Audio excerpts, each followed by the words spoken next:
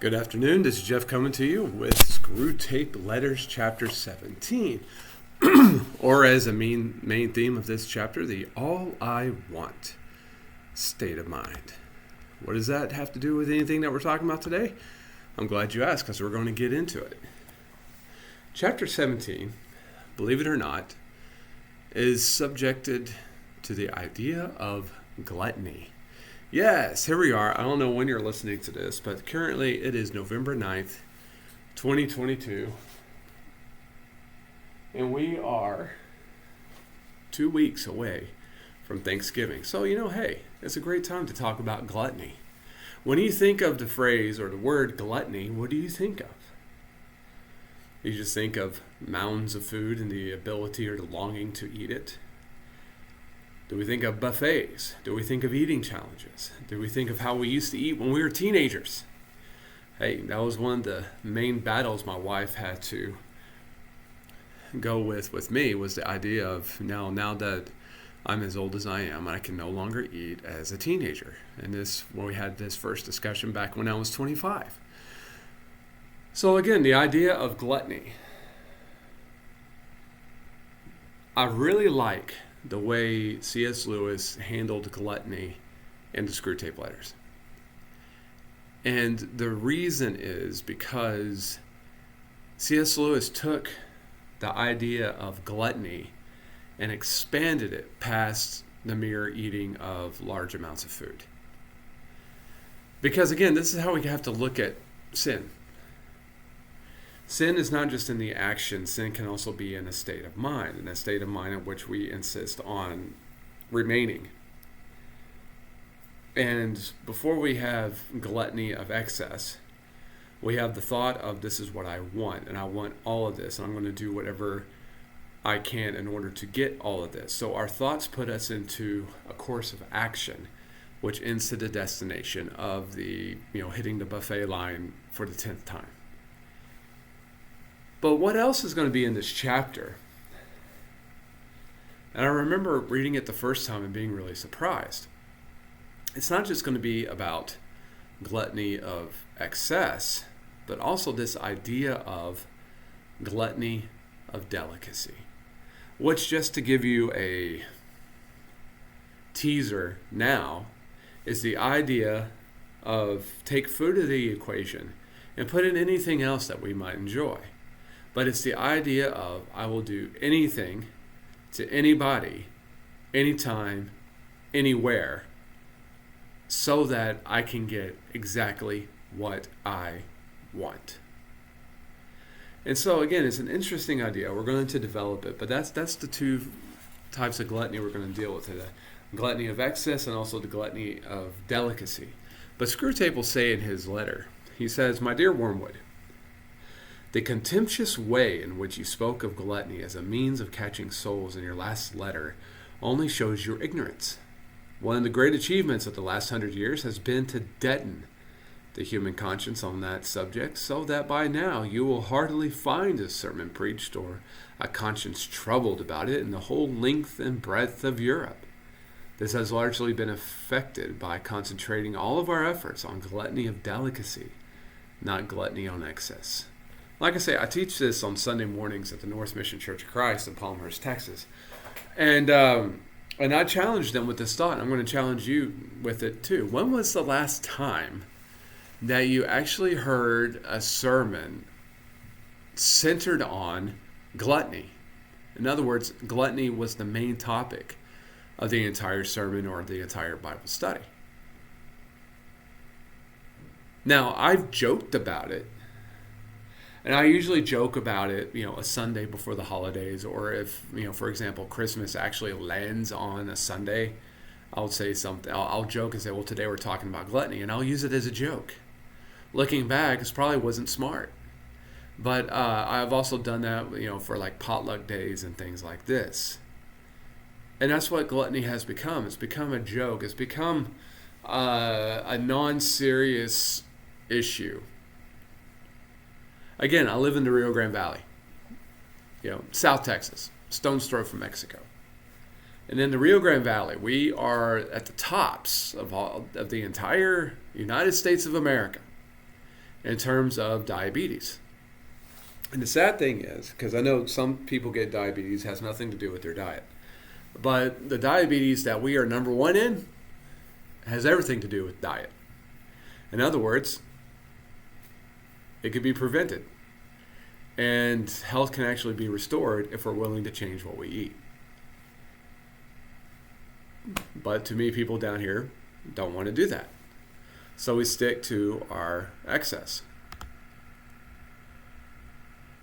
And so again, the idea is, when was the last time that you felt bad about the amount of food that you took in at one time?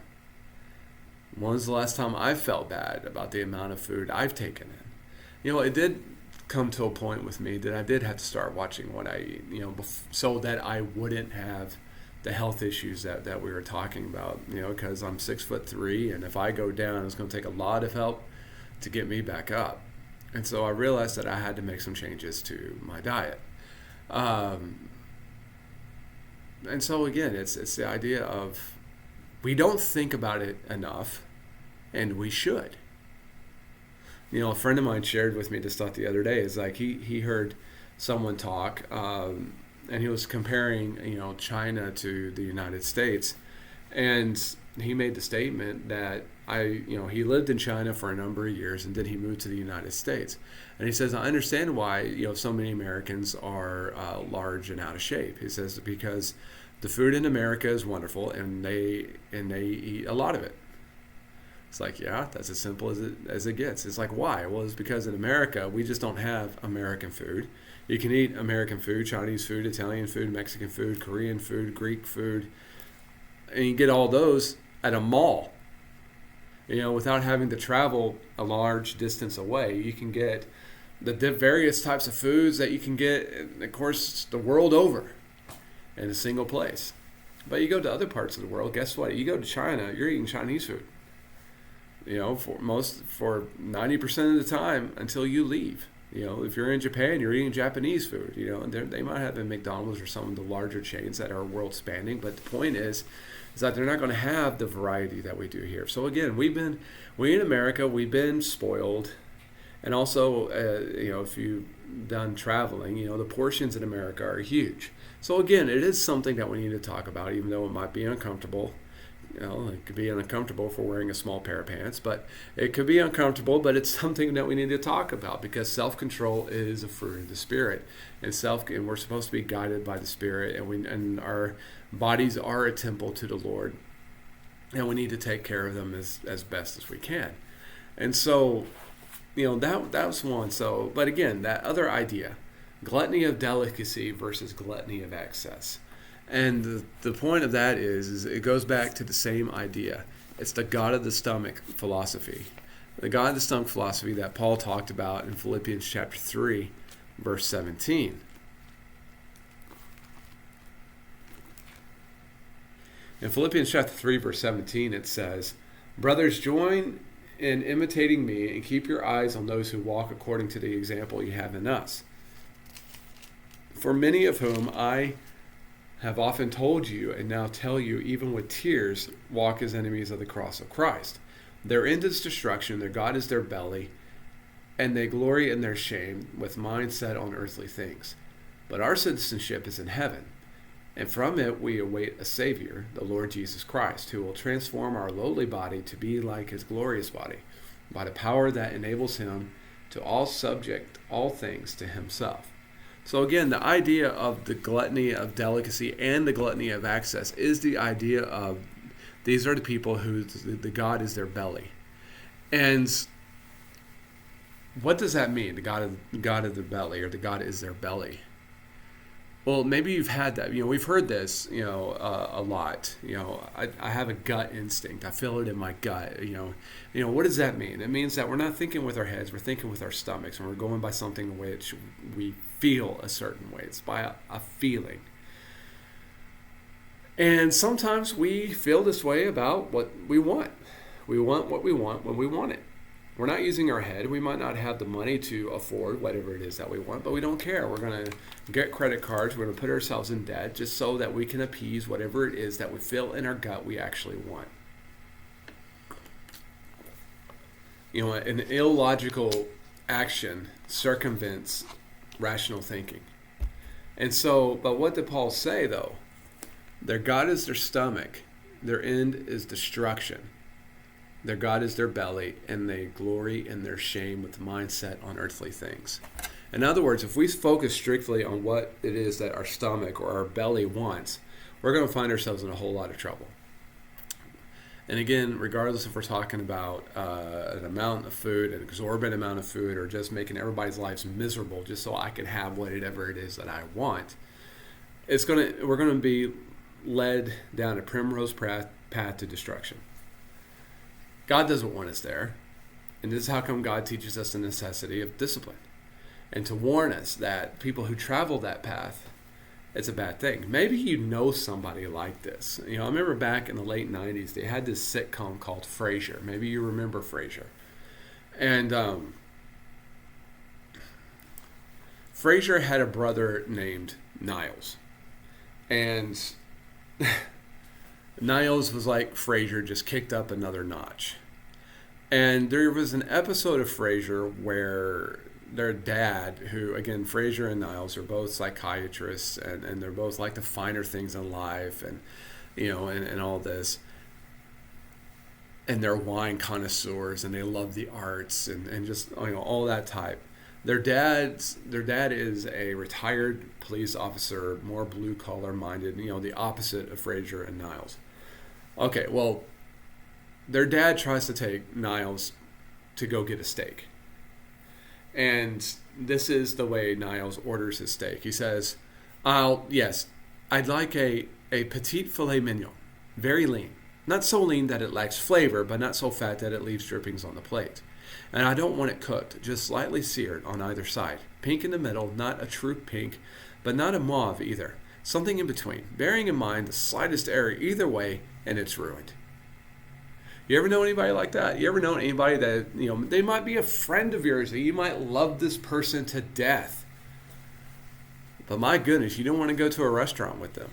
You don't want to do any, might not even want to go to coffee with them the way that coffee shops are these days, because they're so complicated and they're so hard-lined into what it is that they want that they're willing to make the waitstaff miserable, the cook's life miserable, the restaurant owner's miserable if they're likely to complain, and also your life miserable too, because you're sitting there watching this, and regardless of how they're looking at your friend, they're also looking at you the same way. This is a gluttony of delicacy. This is a being led by the belly, the insistence on having everything your own way to the point of annoyance, distraction, and difficulty.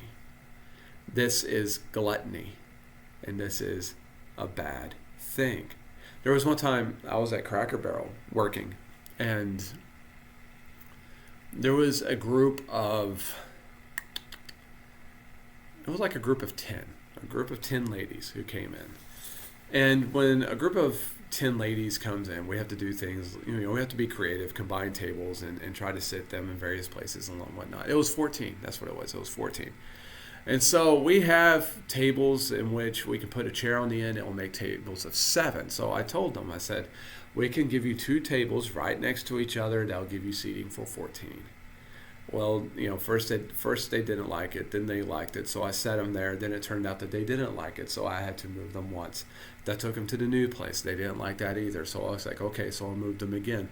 And so I moved them to another place in which they liked it until the last person showed up. And when the last person showed up, she walked in, the first thing out of her mouth was, I don't like this seating arrangement. So we were almost going to seat them again. And I told the manager, with all the respect in the world, I was like, okay, do me a favor, you talk to them and you seat them, because I honestly don't know what they want. And everybody was about to move because of the opinion of one. But they ended up staying where they were. There was another time in which 4 elderly ladies came in. And I sat them at a table. And you can tell by the look on their face, some people just don't like the table in which I sit them. But it was crowded, and we also had some sections closed, and so I was limited on availability of tables. Didn't matter. I checked back, walking through the restaurant, doing my various rounds, and I noticed that they moved. And where did they move? They moved into the middle of a closed section so that they can have all this space to themselves. Well, the reason why they had all that space to themselves is because it was a closed section and nobody was working it. And so then they started getting upset because nobody was working it. They hadn't been waited on. I was like, well, nobody's working this area. That's why it is closed. But it didn't matter. This is where they wanted. It got worked out. The manager took care of it. It's fine. But this is the type of attitude we have, or the attitude that we're talking about. I want what I want, how I want it, when I want it, and I do not care how difficult I'm going to make your life, their life, or anybody else's life, as long as I can get what I want. It's selfishness. It's gluttony. It's the all I want state of mind. Screwtape will continue to say this. He says, but what do quantities matter provided we can use a human belly and palate to produce querulousness, impatience, uncharitableness, and self-concern? He'll then go on talking about a specific woman. He says, she is always turning from what has been offered her to say with a demure little sigh and a smile, oh, please, please. All I want is a cup of tea, weak but not too weak, and the teeniest, weeniest bit of really crisp toast. You see? Because what she wants is smaller and less costly than what has been set before her. She never recognizes as gluttony her determination to get what she wants. However troublesome it may be to others, at the very moment of indulging her appetite, she believes that she is practicing temperance. In a crowded restaurant, she gives a little scream at the plate which some overworked waitress has set before her and says, oh, that's far, far too much. Take it away and bring me about a quarter of it. If challenged, she would say she was doing this to avoid waste. In reality, she does it because the particular shade of delicacy to which we have enslaved her is offended by the sight of more food than what she happens to want. Screwtape will go on to say, the woman is in what may be called the all-I-want state of mind. All she wants is a cup of tea properly made, or an egg properly boiled, or a slice of bread properly toasted.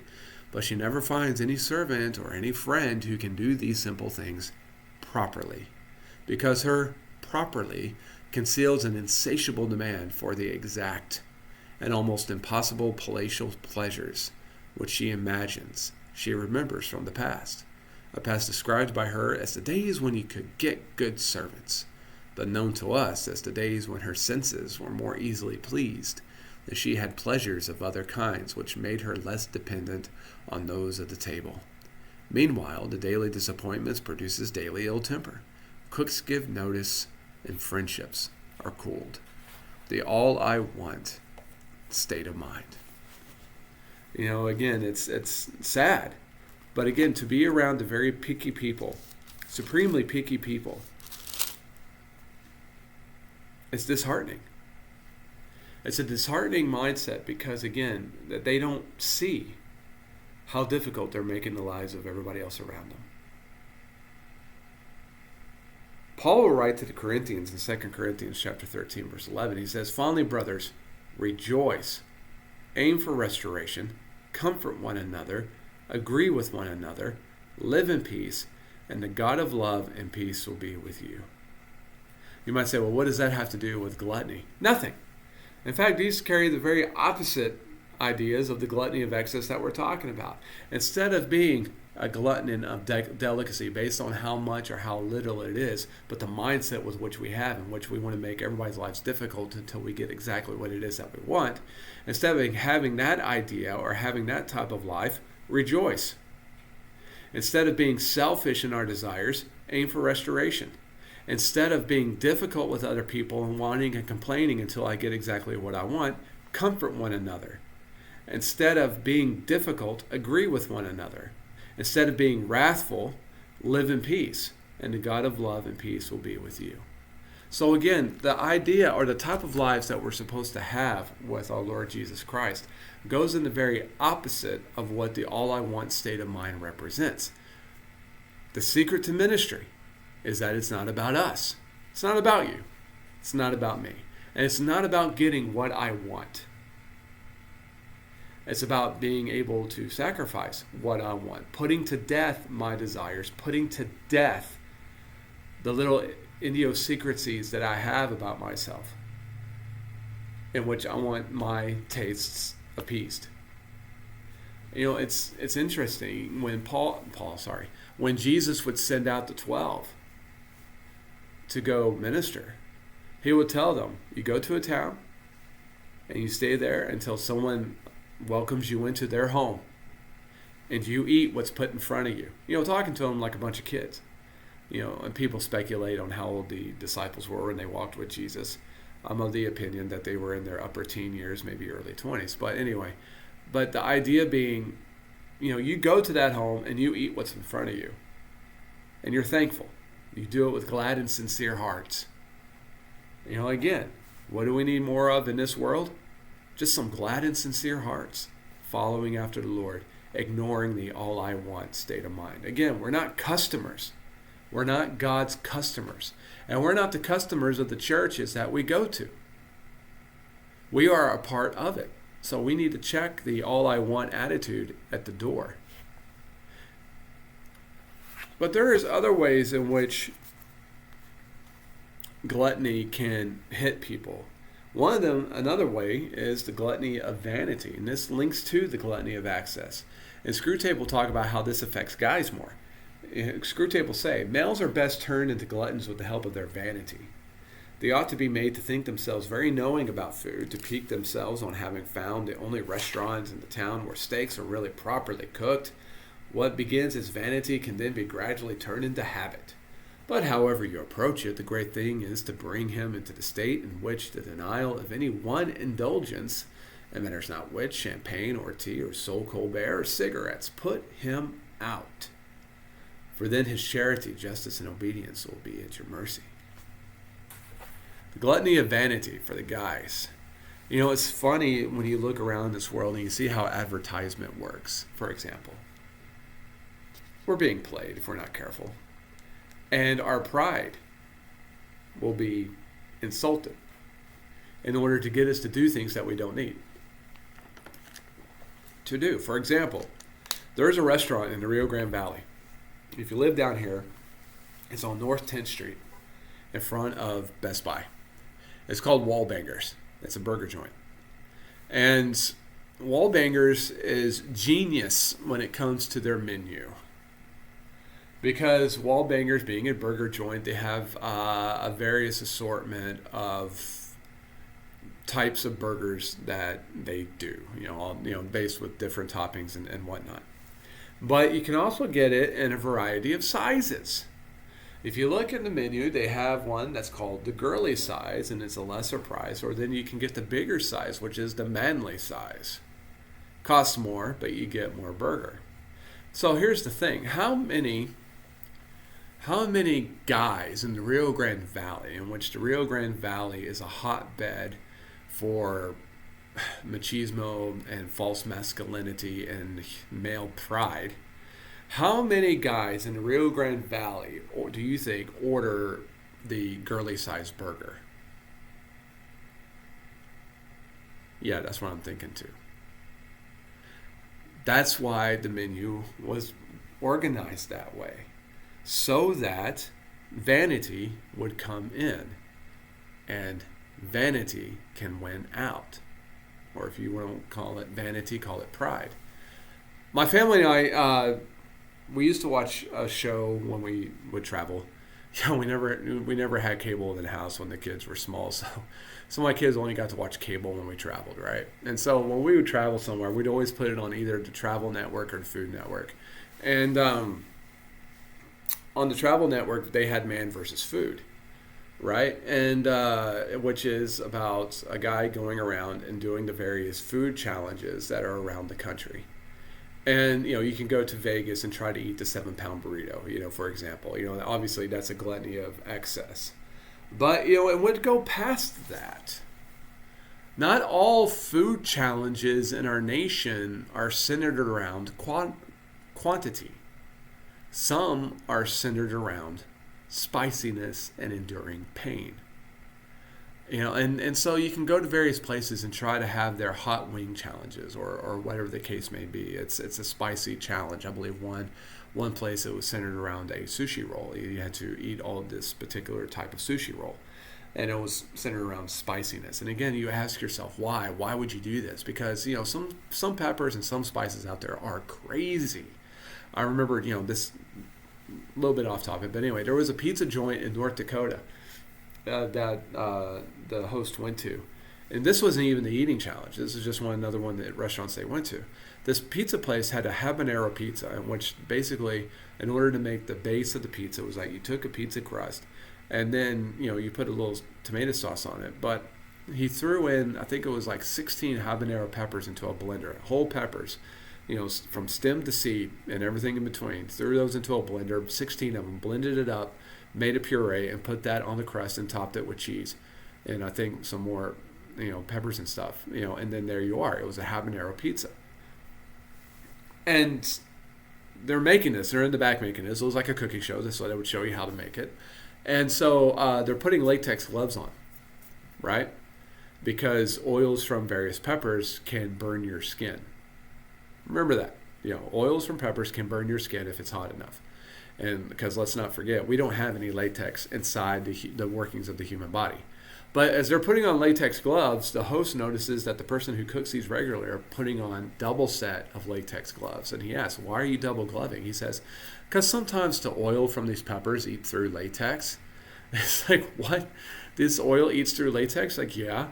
Okay, if that's how dangerous or how potent these oils are from eating this many peppers, because again, we're not talking about like one.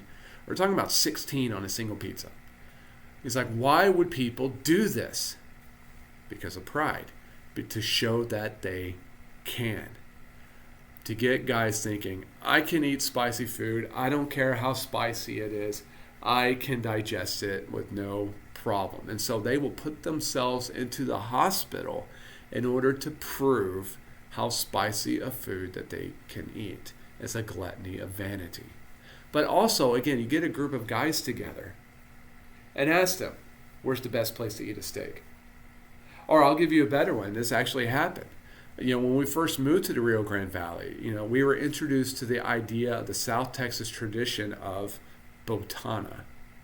Now, if you're listening to this and you're not from the Rio Grande Valley, botana is a Spanish word which basically means appetizer. So, but in South Texas, it's a dish. And so picture a platter, and on this platter is heaped nachos, fajita, diced onions, jalapenos, guacamole, and all the good things of Mexican cuisine, and just heaped up onto a platter. Now you can get this you can get a botana of 1, 2, 3, and 4. And once you hit botana for 4, this platter is like the size of a like small end table. I mean, it is a large quantity of food. And so that's a major thing in which all the Mexican, or vast majority of Mexican restaurants in the Rio Grande Valley have some form of this botana meal. And so go to a group of people from the Rio Grande Valley and just ask, who does the best botana? And then the debate's going to arise. Well, this place does it better. This place does it better. This place does it better. Guys do that with steak. Guys who barbecue will do that with each other.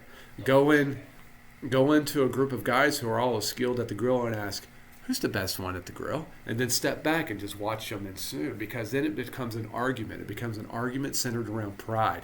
Or it becomes, my palate is better than yours. I taste things better than yours. And again, it turns into this gluttony of vanity. Gluttony of pride. The being able to take it, the being able to do it, the being able to know more than you and to do it better than you. It still centers around that idea of gluttony. But then we got to remember what Proverbs 29 says. Proverbs 29 in verse 11.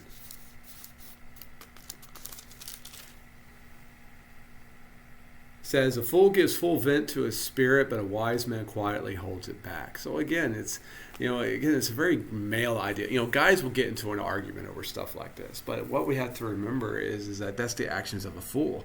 A wise man quietly holds back. A wise man doesn't have to give full rein to his appetites or to his longings or to his wantings.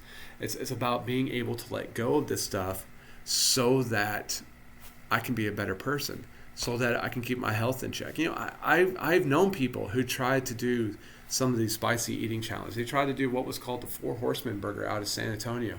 They almost put themselves in the hospital after having one bite. And these are people who eat regularly spicy food. So again, this is where the pride of vanity can lead us, or the ability of, or just the thinking of, yeah, I can do it. That's where it can lead us. That's being led by the ego. Wisdom says, let the ego go. Let all that go and be led by humility instead. But it all goes to, or it can all lead to, an idea of a false spirituality. Screwtape would say, on that as on every other subject, keep your man in a condition of false spirituality. He'd go on to say, keep him wondering what pride or lack of faith has delivered him into your hands, when a simple inquiry into what he has been eating or drinking for the last 24 hours would show whence your ammunition comes, and thus enable him by a very little abstinence to imperil your lines of communication. If he must think of the medical side of chastity, feed him the grand lie which we have made the English humans believe, that physical exercise in excess and consequent fatigue are especially favorable to this virtue. It's like, I remember when I was teaching this Sunday, somebody was like, whoa, wait a minute, when did chastity come into this? Chastity, or, the old school word for sexual control. It's like, where did that come from? Well, we're nearing the end of this letter, and sexual temptation is going to be the theme of chapter 18. So this is actually a case of one letter leading to the other. But we could also talk about the gluttony of sexual appetite. Again, however I want it, when I want it, with whoever I want.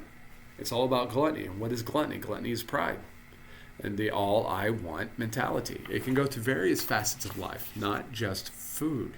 But what we need to remember is that we need to watch out for the condition of false spirituality. We always need to watch out for the idea of false spirituality, because that's such an easy temptation to fall into, especially when we're seeking after the Lord.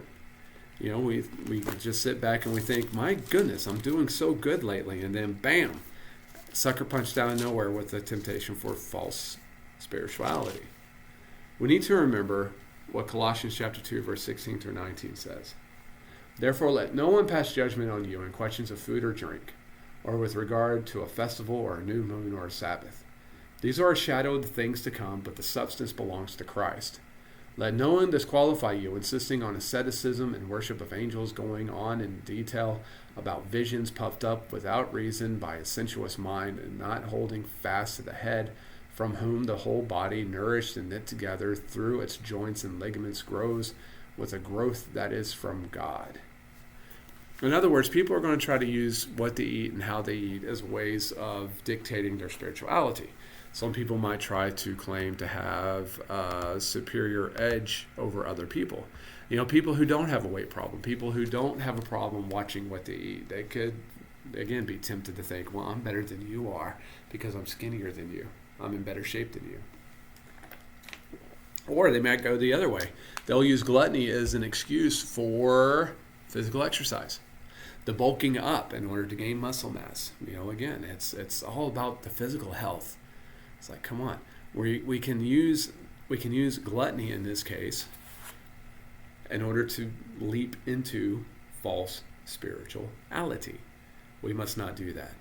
Just as we must not, and again, this is a preview for what we're going to talk about next, we cannot use a gluttony mindset in order to think about sex, but we must maintain the spirit of chastity. And so all of it is, again, geared towards this idea of maintaining an attitude of self-control. Again, self-control through the Spirit, being able to walk that road that leads to God. How is it that Jesus stayed away from sin? Jesus was able to maintain self-control through the choices he made, through the relationship he had with God, being in a constant state of prayer and communication with his Father, walking in his ways, seeking God's will. By doing this, Jesus was able to live a life of self-control. We also need to follow this path, because as we talked about today, gluttony can come from pride, it can come from excess, it just can come from just me, it can come from selfishness, me wanting what I want, when I want, how I want, regardless of what kind of misery I'm causing other people around me. So watch out for this trap of gluttony. Again, it's a sin we don't talk about enough. because it's still dangerous. And it's too uncomfortable for, right now, again, America is a very out of shape nation. But remember what it is. It's a seeking of self over the seeking of God. Let's be better than that. Grace and peace to you all. We'll talk to you next time.